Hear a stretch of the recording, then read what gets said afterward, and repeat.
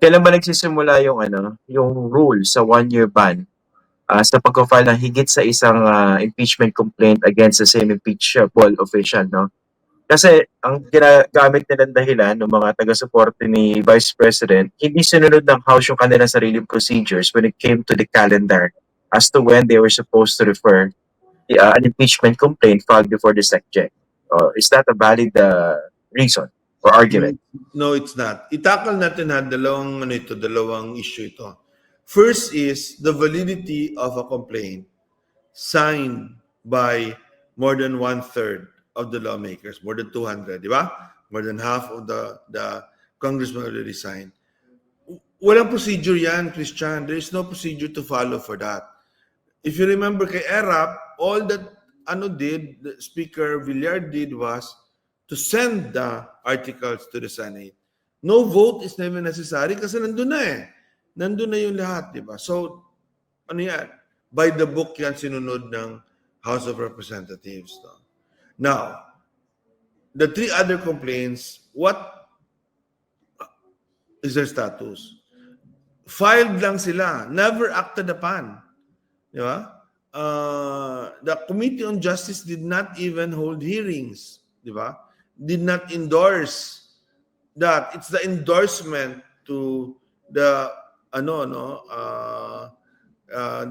the speaker acting on it that leads to the ban. Otherwise, kahit sino magfa-file ng complaint can already stop further complaints, di ba? Yun ang ina-avoid ng ating konstitusyon na nobody can already file a complaint because one complaint filed is enough to stop other complaints. Kailangan may hearing, kailangan may endorsement. And that's the discretion of the House. So, tama naman kasi kunwari, pwedeng gamitin siyang bogus means ng isang impeachable official. Yeah. Magpa-file siya sa katutak na impeachment complaint sa bogus para hindi makapag-file legitimate against him. Para maging impeachment proof, ang tawag namin diyan naging impeachment proof ang official, ang official na impeachable dapat. So naging impeachment instead of an instrument of accountability becomes an instrument of impunity, di ba? The irony of it, di ba? That's how you become immune, di ba? That's how you achieve impunity by filing your own impeachment complaints against yourself. Yeah. Mm-hmm. Din, paano dito sa isa sa mga raise nila, anong pag-uusapan natin yung articles of impeachment binalik nyo sa House? Dapat pa bang patulan nyo ng Senado sa impeachment court yung argument na yun? Yeah, irrelevant yun. Kasi yung pagbabalik ay sa tingin ko constitutionally infirm, more importantly legally, di ba, unenforceable. And in any case, moot and academic na rin. Kasi, in fact, already nag-issue na ng resolution saying na they follow the Constitution. And then I expect the 20th Congress, House of Representatives to also naman say that they want to continue. Sa tingin ko, hindi yan siya courtesy lang yung hinihingi ng Senate, diba? Rather than an order. Magkamali dyan si Senator Escudero na sinasabi niya na hindi equal ang Senate at yung House on impeachment. They are equal. Yung impeachment managers, yung prosecutors, of course, are under the Senate impeachment court, di ba? Magkaiba yung dalawa eh.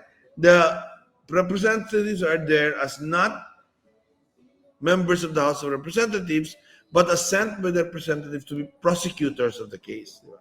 So yun ang I think nagkakagulo dun sa bagay na yan.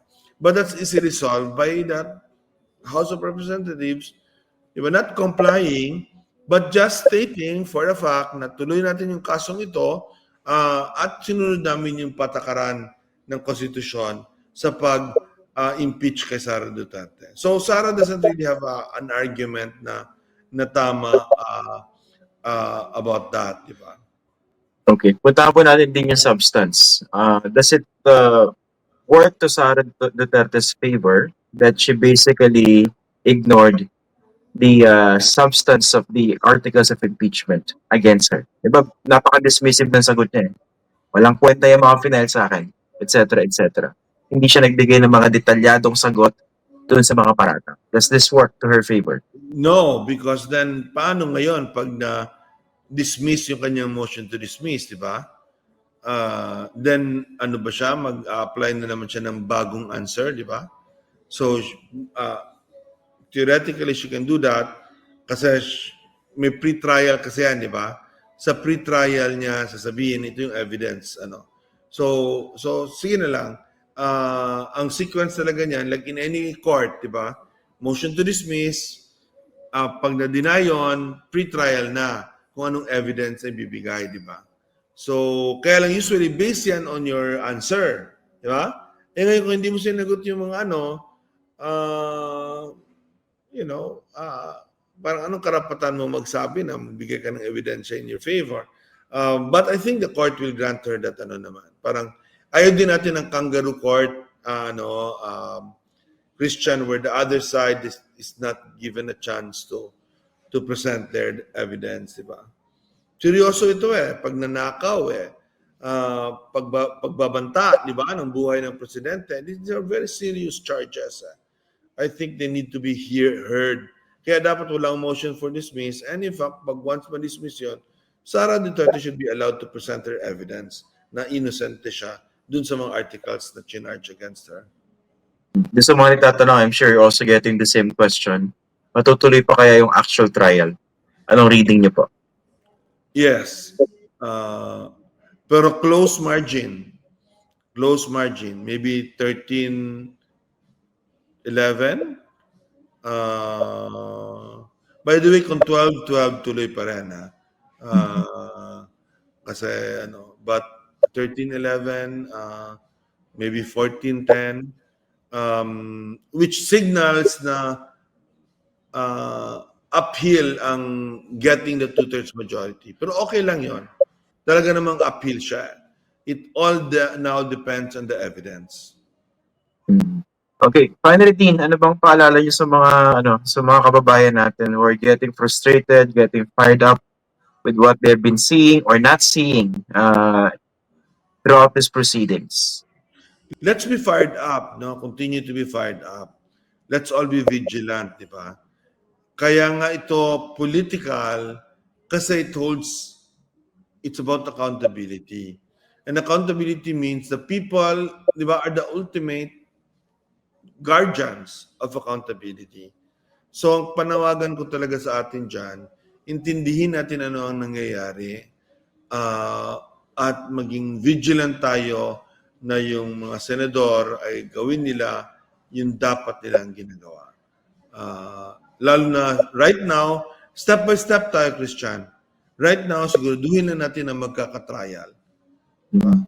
At siguraduhin natin mapapresenta lahat ng ebidensya for and against the conviction and the removal from office of Sara Duterte.